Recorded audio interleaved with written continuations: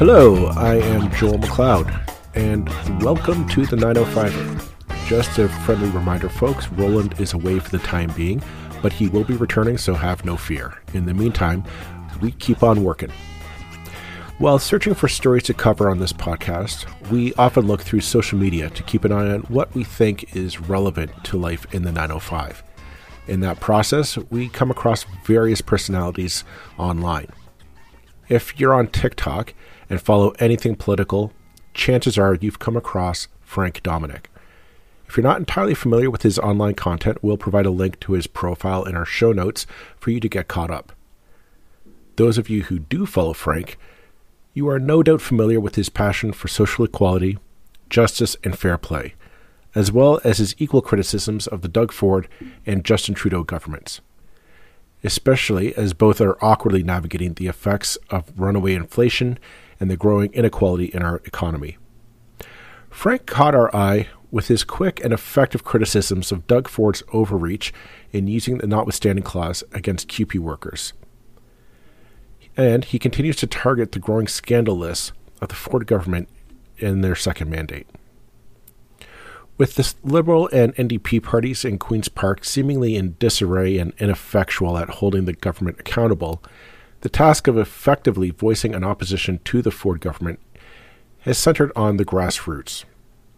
In the era of TikTok and social media, this is taking on a new dimension, and I wanted to speak with one of the more eminent personalities online about this. As Conservatives in Ontario seemingly enact more and more legislation without consultation of the public or accountability to anyone other than themselves, where does outrage and anger go? Is there a role for individuals like Frank and to be truthful, us in this podcast, to inform and channel that anger into something productive? I sit down with Frank to chat about this on this episode of the 905er. Okie dokie. Well, I'd like to thank Frank Domenic from the illustrious app TikTok for coming onto the 905er podcast to chat with us today. Thanks, Frank, for taking the time to log on and chat. Thank you very much for coming here. Always love having a good chat about some politics and whatever good stuff comes our way. Yeah. So, I mean, there might be people listening to this podcast who don't know your account on TikTok, but you've built up quite a following, quite a personality on TikTok. And I'll paraphrase a bit, but I guess it's just a bit of just online critique, criticism, color commentary on politics, focusing, I think, on the provincial government. Is that an accurate take? Yeah, I mean, so when I first started making TikToks, it was more like there was things that I was angry about or things that I wanted to talk about, and I was just pissing off my wife. I was posting on Instagram stories, and I was spending all this time doing research, and like none of my friends were really paying that much attention. I had a lot of interactions from a lot of my friends and a lot of my family, but I wasn't moving the needle on anybody who I needed to move the needle on. Mm-hmm. And like a lot of people basically just regarded my opinions because they knew me from either elementary school or high school, or they just thought, oh, well, he's a crazy socialist or whatever, which is funny because like I have a lot of people complaining that I'm not far left enough, but that's a whole other conversation. But so I started making random ones here or there. And you know, like I took a paternity leave. So I made some videos when I was with the baby then.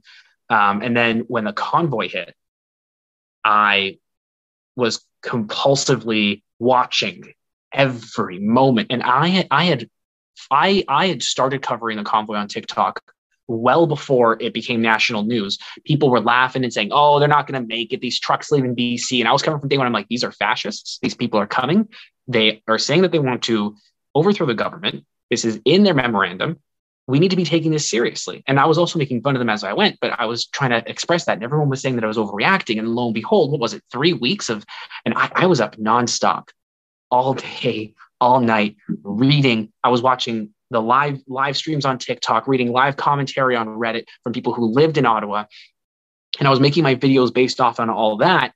And so I think I gained a big following from that to start. And I think that people really appreciated the work I was doing there. And then a week, I think, went by where I was like, cool, I can calm down. And then the Ukraine thing hit. And I was fully fixated on that for at least another 3 weeks. And then I realized I'm like, I can't do this forever. This war is going to go on for a couple of years. And so as I started to transition back into doing the regular content, which I was just doing a one-off here and there, I was like, you know what? I'm just going to, whenever I read the news and I want to talk about something, I'm going to talk about it. And because Doug Ford tends to be the focal point of my ire, I am more provincially focused right now, but I talk about Saskatchewan a bit when it comes up, a lot of Alberta stuff, federal stuff. Like Trudeau pisses me off every once in a while too, right? Like, I mean, I like him in some regards, but not a fanboy. And it's funny because a lot of people who only see my Ontario content will be like, oh, why don't you talk about Trudeau? And then other people come in the comments being like, do you not see him tearing Trudeau apart every week? Like, because I do have my TikToks where I'm like, hey guys, like Trudeau really messed up here. Like, let's talk about this. Yeah. So I think you get siloed. Like, I know people who like only see my TikToks that are about cops, and then they get mad at me that I'm always bad mouthing cops. And I'm like, but I'm not. Like, I talk positively about cops in the videos that aren't just about misconduct. So people get siloed even into my own content, which is kind of fun. I mean, you could maybe chop that up to the algorithm kind of feeding into those. Like, that's how you get into their bubbles, I guess, is the way to phrase it. I do. Like, there are a couple of things that you talked about that kind of want to branch off on. One, going back to your commentary on following the Freedom Convoy, as I was moving through, like that thing was an eye opener for the country, because it caught a lot of people unaware in terms of just what was going on. You know, the question was like, you know, how big is this movement? How you know, are they risking being violent or whatnot? My gut tells me over time that it's been revealed, like they're not quite as big as we initially feared, but we're honestly very uninformed on it. But you kind of thought, you know, you caught wind of it early and you followed it and you went through it. And you know, that's something that the mainstream media just never really picked up on. It was kind of like, oh, it's a fun little side story, until they got to Ottawa and seized the city for 3 weeks. Yeah. What's your take on that? That, you know, this new media, things like apps like TikTok, YouTube, Twitter, Facebook, as much as people like to deride them, I find that I view them more as just tools, right? You can use them however you want. 100%. They're good and positive about that. It depends on how you use it and what you use it for.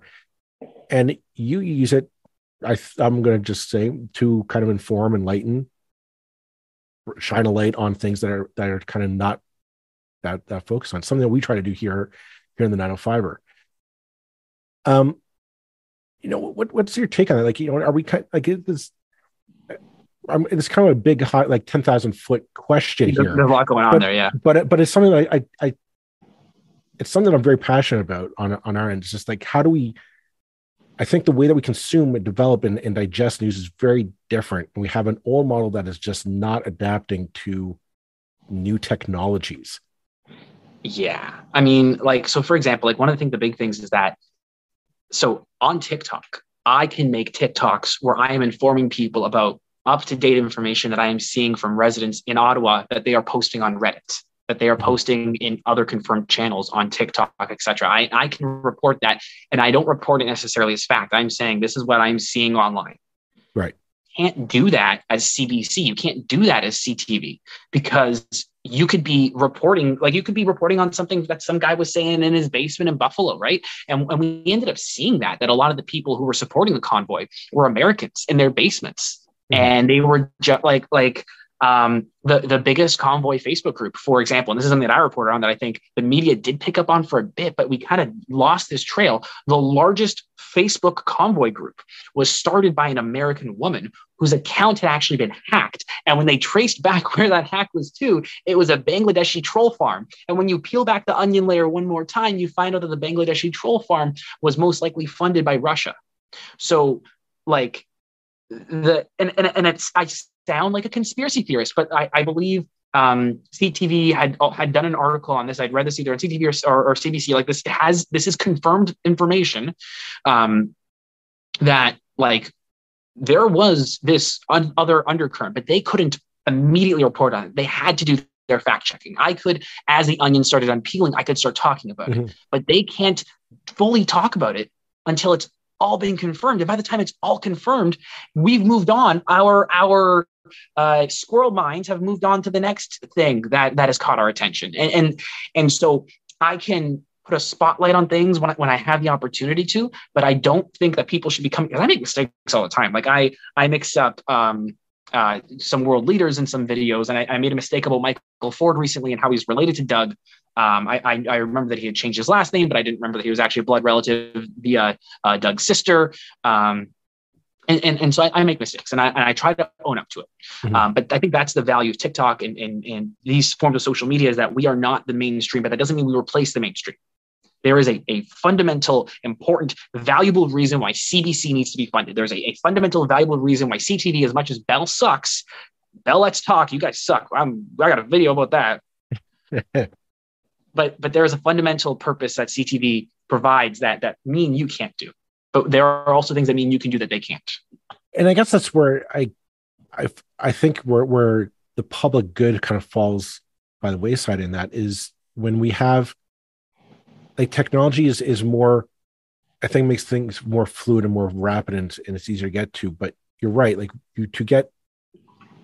I find it's funny. I find the mainstream media tries to play what you're doing on TikTok, and how other people like-minded as such yourself trying to like list it up to date, because they're looking at, well, we need to be the first on the story, whereas they have. I know we were just discussing this before we came on.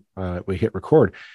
They have the capital and the resources to say, no, let's pause a minute. Let's do a deep dive into this.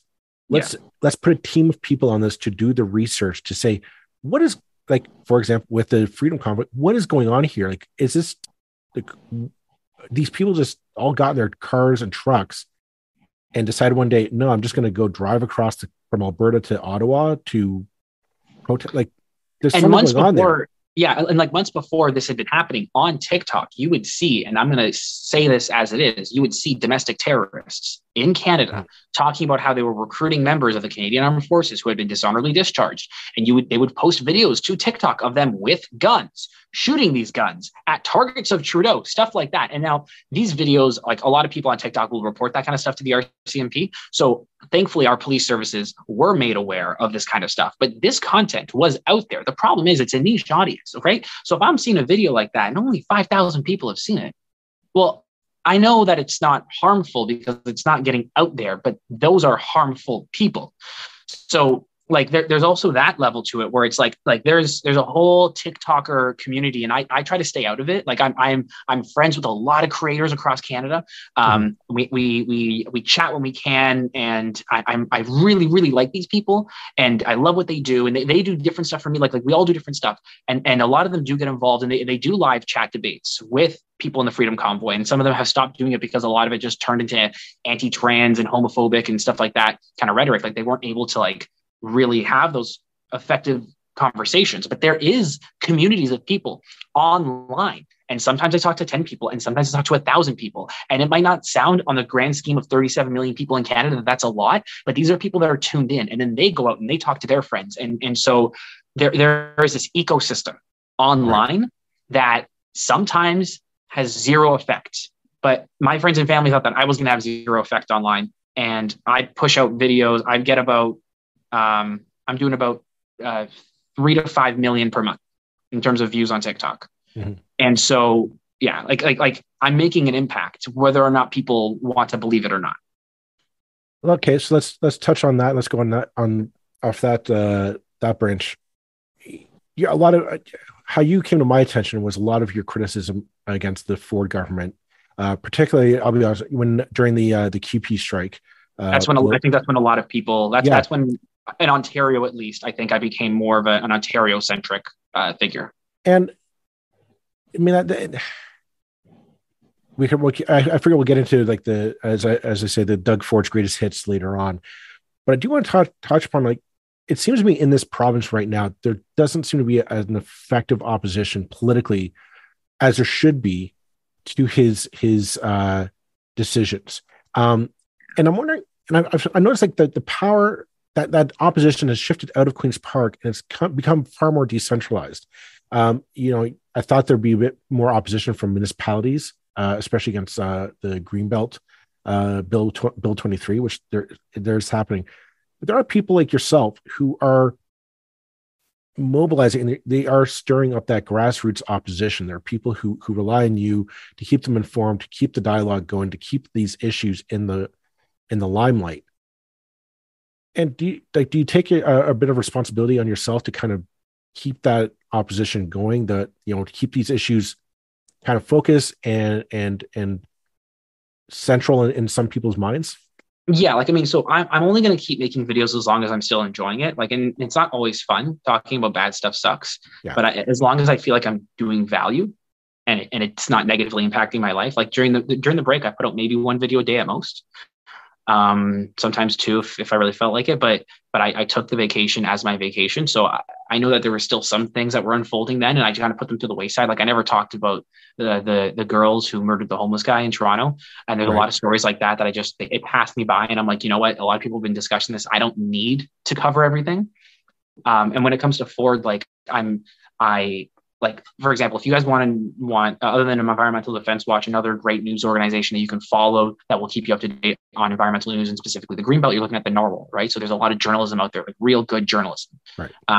That can keep up to date. But what I do is I synthesize that information, right? Because I read those Narwhal articles and then I deliver the content to people via TikTok, and I think it's just that it's a new way for consumption. It's a new way for people to get their news. And if I don't do it, somebody else is going to do it. And I don't know if they're going to do it in a way that I think is beneficial to society. And some people think that I'm harmful to society. I've had people literally tell me that what I do is bad and harmful. Friends. How do they view what you're doing harmful? Because I will get stuff wrong. I will get some facts wrong. Or I'm a dirty socialist and I'm pro-vaccine, and I'm anti-convoy, and I'm getting paid by the CBC and the left, and I'm a plant, and this and like people I know say this stuff to me. Well, if you're getting money from George Soros, could you forward a little bit on my way? I could use I think in total on TikTok I've made 12 cents. There you go. I've made 12 whole cents from TikTok ads. There you go, and invest it wisely, and you can retire at the age of 120, I guess. How do you keep up with it though? Let's just focus on Doug Ford and the Ford government. There's too many scandals. That's the thing. Like, this is a question I wanted to ask you is, how does, here's a question to you is, when was Doug Ford's last big win? And by that, I mean, like, every government, whether, flash back to Kathleen Wynne, Dalton McGuinty, heck, even Mike Harris and Ernie Eves, each one of them can say, we got to win. This is something that we wanted to do. We told you we wanted to do it, and we got it done. Check that off the list. And right or wrong, whether it was beneficial or not, but they say we won. That was our win. And what's the last time Doug Ford could say that he did that? He has a lot of wins, but it's not like wins that people in society like. It's wins for billionaires. It's wins for the elite, right? Like Mike Harris's wife owns the largest private nursing agency in the province. Congratulations. That's a win for conservatives and people who are in Mike Harris's pocket, and Mike Harris and his family. Like they're going to be making a ton of money off the new private hospitals that Doug Ford wants to institute. So when you talk about like what are his wins, like it's a tough question, because like he's got a lot of personal wins. His family's wealth has gone up. His network's wealth has gone up. So that's a win for them. When we talk about like a thing that everybody in society can gather around and say like that's a good thing, there have been a few things like that. And when I find those stories, I make sure to make a TikTok about it. And I say I'm like, guys, this is a good thing that the Ford government is doing, but it's never been a massive thing. And there's been a lot of things that I make a TikTok about, and people in the comments are like, don't get excited about this. Don't say it's a good thing yet. Wait for the screw up. And then a week later, I'm like, remember when I said that Doug Ford was doing this? We also didn't realize that this is part of the bill. And it's a thing that just hurts the working class, or it messes things up for people, or it completely negates the value of what he was trying to do. Well, it's like the license plates, right? Oh, we're going to redo the license plates. Okay, great. And what nobody asked for, but fair enough. Great. Okay. If you get cheaper made license plates and new design, sure, why not? Except, they all get out there and it's like, well, this is just a waste of tax dollars. I feel like people really forget how upset everybody was. Like this, like pre-COVID, I think people forget how much they hated Doug Ford over the gas pump stickers and the license plate. Like he has done so much, and it's shock doctrine. It was introduced by George Bush, and the Republicans, even Reagan era. But it's like they beat you over the head with stuff until you're too exhausted to talk about it. And even when you do get to talk about it, and even when it is covered, there's so much that you don't know where to start, and you forget about all of the bad. And Donald Trump's obviously the king of this, and I don't want to compare Ford to Trump because it's not a healthy comparison to do. But and even Trudeau does it at times, right? If Trudeau has a lot of things going on, they just keep dumping like update after update. And some of them are good updates, but it's like you keep getting bombarded with things until it goes away. Like the McKinsey thing is a scandal that I don't think should affect Trudeau. I think it should be affecting every province because Doug Ford's given massive 8-figure contracts to McKinsey on cold calls where there was no competition. Right. But we're not going to investigate that the same way that Pierre is pushing for the Trudeau investigation federally. But obviously there are things that need it's a lot. It's just I'll be honest. We've talked about this a number of times. Just how the Ford government constantly puts forward policy after policy or bill after bill, and the idea is in the parliamentary system that we have.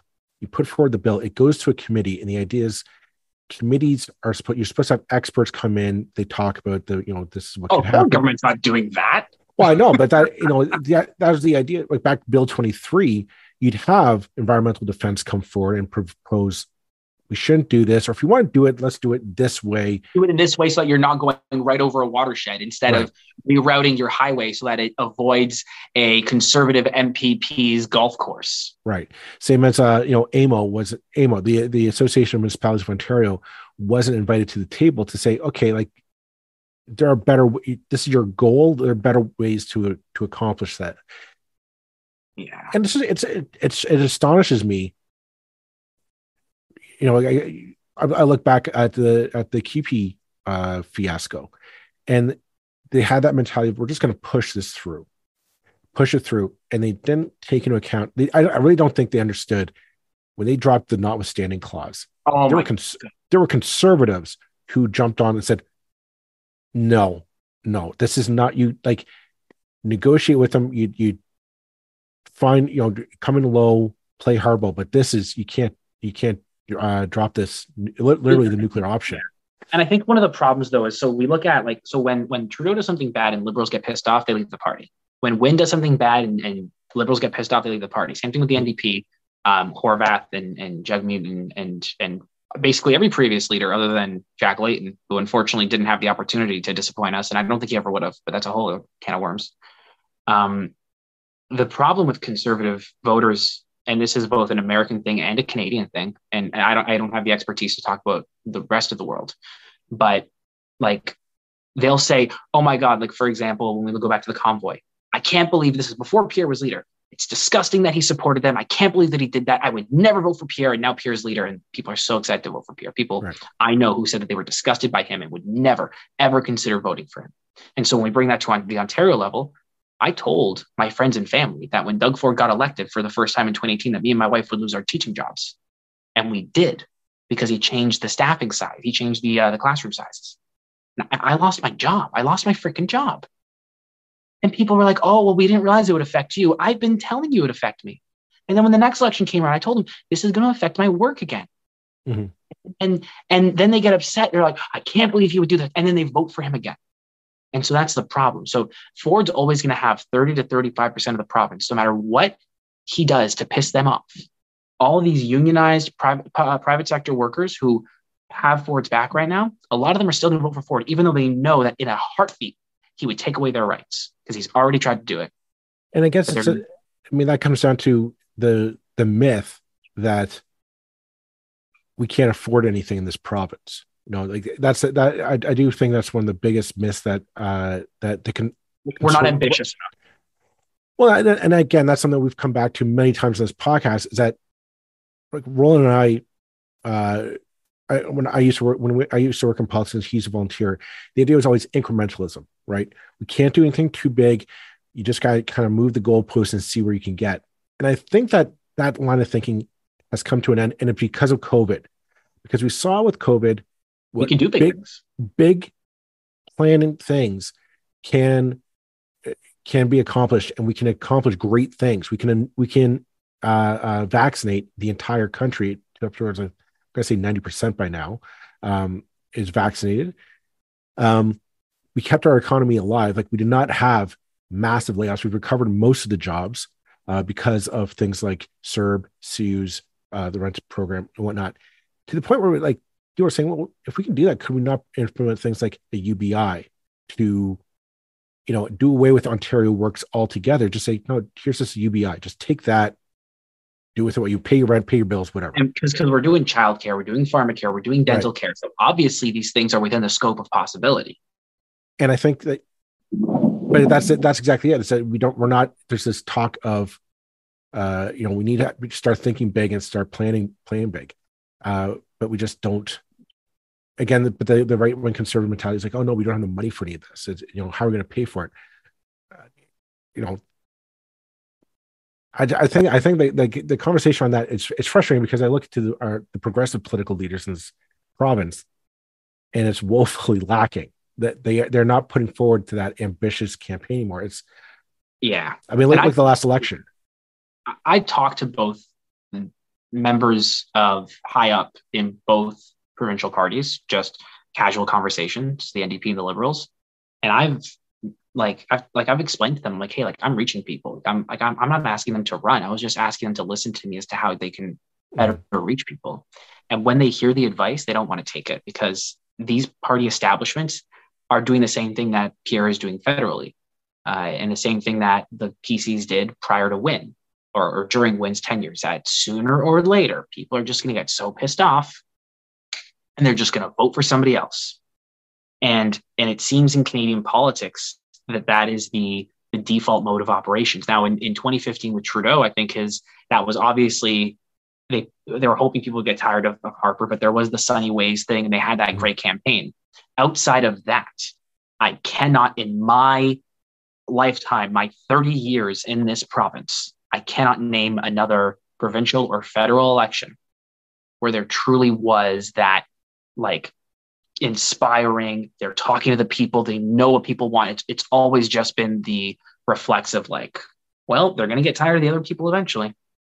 Right. I just need to stick around until I can walk in the job. That's why I suspect I look at the NDP in this province, and I get that mentality of when I hear NDP members voice, it's that assumption of, well, it's our turn now, right? We've been out of the seat for so long. It's our turn. People are going to give us a shot. I say, people are willing to vote for you, but you got to give them a reason why. And I think especially now, people are feeling very alone. They're feeling very frustrated because the cost of living is going up. I'll give Pierre Poilievre benefit of the doubt. He does have the right. He has just identified the right problem. People are alone. Yes. They're scared. Yeah. They are frustrated. Things are not working out for them. Where he gets where he gets it drastically wrong, though, is he says, "Oh, it's Justin Trudeau's fault." I say, to a little bit, yes, but only because Justin Trudeau's not doing anything. He's not going after the billionaires, the Ted Rogers, the Galen Westons, the windfall taxes, stuff like that. There's options. We have to reorganize it so that we give people a chance to breathe, to get their footing, and to just say, yeah, you know what, living is not the struggle that it is right now, and government can. I do think government can do that. It's a question of whether or not we have leaders to actually put forward that case and make it happen. And there's always going to be a significant number of lobbyists and a significant number of insiders who will whisper in the ear, "Oh, what if it fails? What if this messes up?" Then we're right back where we begin. But they don't want to be the first country that implemented XYZ and failed. Right. So one thing that I tell my students this, and I say this in TikToks all the time, is that Canada is one of the most progressive countries in the world in so many regards. But what Canada excels best at is always being the second to fifth country to do something. We are always weed, number 2, gay marriage, number 2. Always we're the second. Looking at the legalization of mushrooms and looking at some other things, we're probably going to end up being number 2. We are we're always so close to being the leader, but we have this fear as Canadians of our image, and we want to do everything right. So we have to wait for somebody else to succeed or fail before we attempt. At least that's what my personal study of Canadian history has led me to view our country's main moral failing as. We're so nervous and timid about making the mistake. We just want to be the right. Like, yeah. I would agree with you to an extent, because the UBI argument, which I'm a big proponent of, in case you haven't discovered that. I am as well. We were the first on UBI. Originally, until we messed it up. Well, until we just stopped doing it. Dauphin, Manitoba was the first test case for universal basic income. And we didn't realize until decades afterwards, we finally cracked open the binders and looked at the data. And we said, oh, it did everything we thought it was going to do and more. And they kind of mimicked that program, I believe, in Alaska, where Alaska essentially has some kind of a form of a UBI program, and it is quite effective there.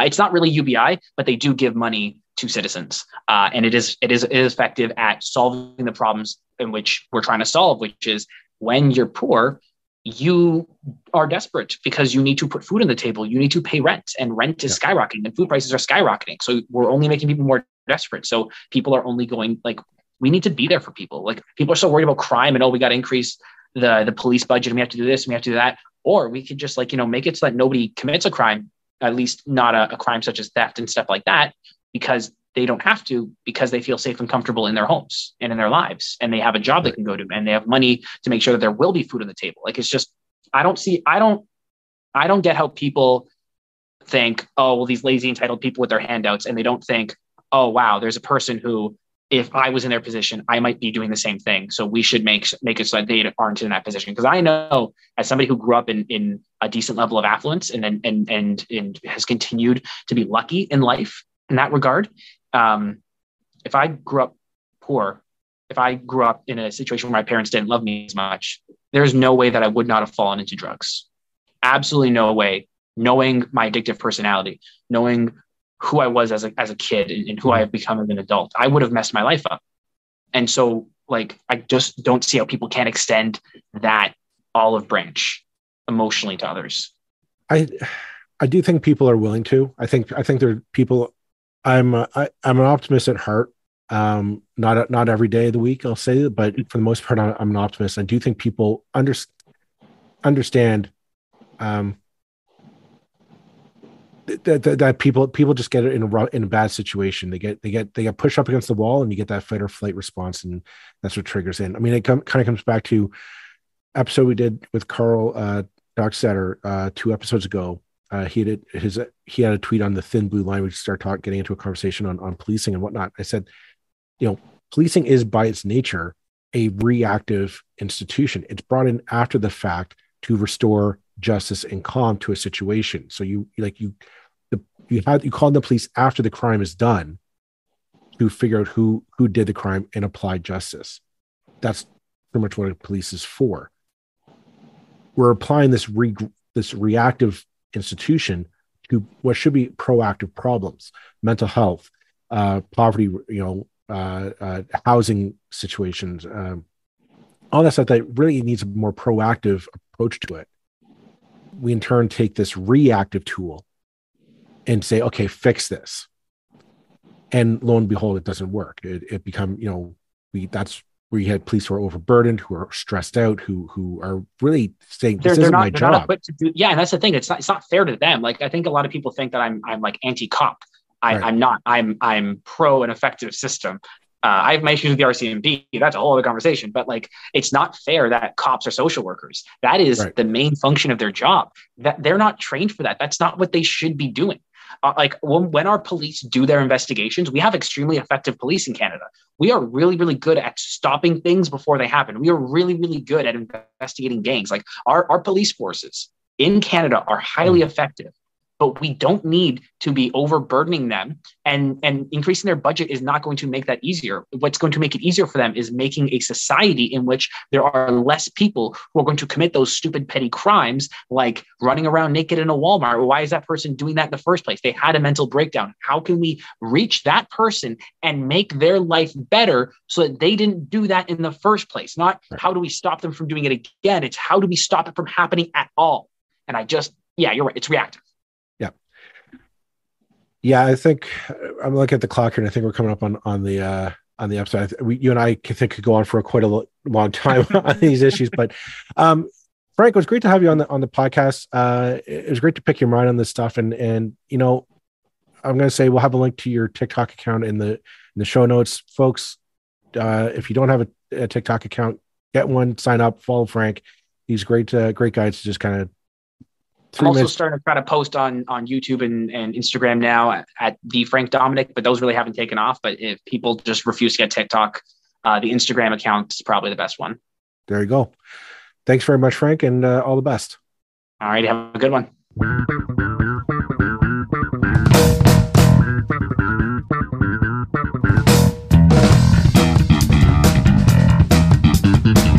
That's it for this episode of the 905er. Thank you for listening.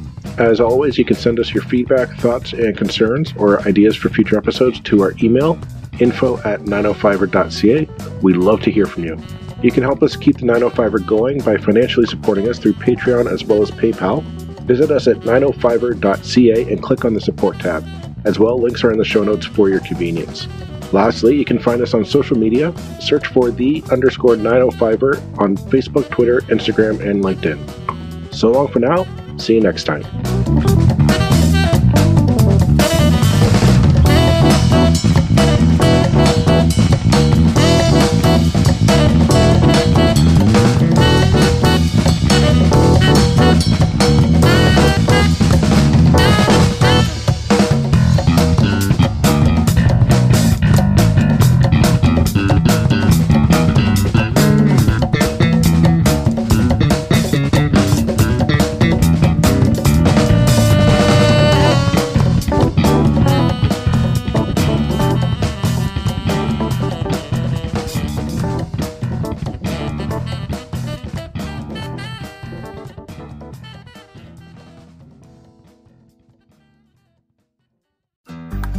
Looking to make the most out of this life and optimize your personal wellness? Then check out the Natural Man Podcast. Join me, host Mike C., as we explore all areas of human wellness, physical, mental, and emotional. Learn strategies to optimize your own well-being and be in the driver's seat of your own health. Remember, your doctor works for you. Learn biohacks, neurohacks, ways to improve sleep, and ways to optimize your body and your mind. Check us out on Apple, Spotify, the Fountain app, and at naturalmanpodcast.com.